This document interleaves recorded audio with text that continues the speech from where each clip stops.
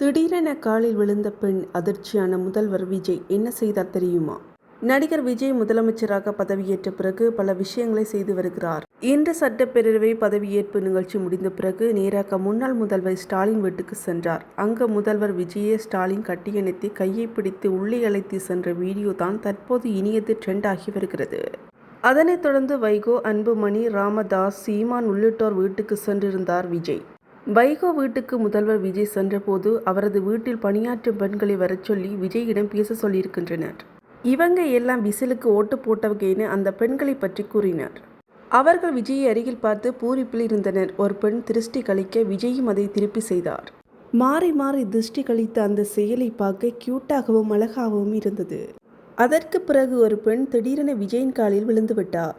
அதை சற்றும் எதிர்பார்க்காத விஜய் அந்த பெண்ணை எழுந்துக்க சொன்னார். அந்த வீடியோவும் தற்போது இணையத்தில் வைரலாகிக் கொண்டு வருகிறது.